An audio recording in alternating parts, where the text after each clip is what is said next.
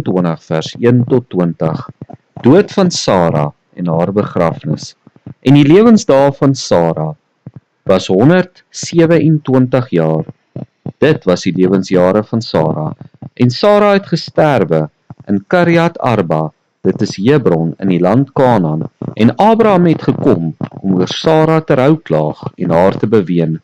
Daarna het Abraham opgestaan van sy dode af weg en met die seuns van Het gespreek en gesê: Ek is 'n vreemdeling en bywoner onder julle. Gee my 'n graf as besitting by julle, dat ek my dode van my af weg kan begrawe. Toe antwoord die seuns van Het vir Abraham en sê aan hom: Luister na ons, my Heer.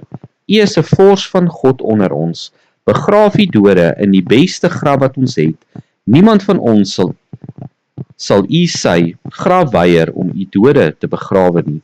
Toe staan Abraham op en buig hom voor die volk van die land, voor die seuns van Het, en hy het met hulle gespreek en gesê: As julle dit goed vind dat ek my dode van my af weg begrawe, luister dan na my en doen vir my 'n goeie woord by Efron, die seun van Sohar, dat hy aan my gee die spilonk van Magpela wat aan hom behoort, wat aan die eind van sy stuk grond lê, laat hy dit vir die volle som aan my gee, dat ek 'n graf onder julle mag besit. En Efron het tussen die seuns van Het gesit. Toe antwoord Efron, die Hetiet, vir Abraham voor die ore van die seuns van Het, van almal wat in die poort van sy stad ingegaan het: Nee, my Heer, luister na my, die stuk grond gee ek aan u, ook die spilonk wat daarin is. Dit gee ek aan u, voor die oë van die seuns van my volk, gee ek dit aan u, begraaf u dode.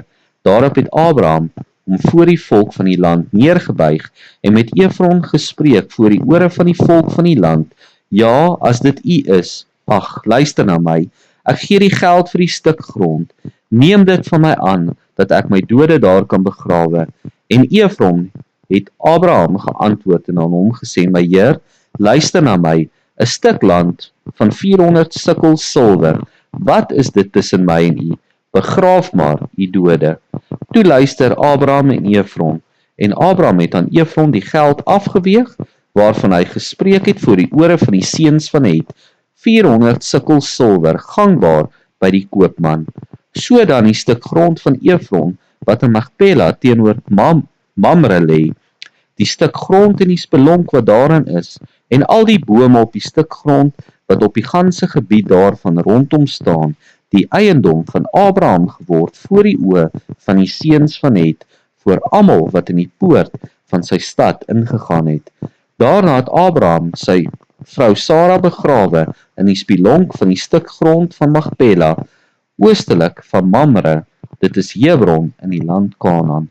So is dan die stuk grond en die spilonk wat daarin was, deur die seuns van Het aan Abraham afgestaan om dit as graf en eiendom te besit.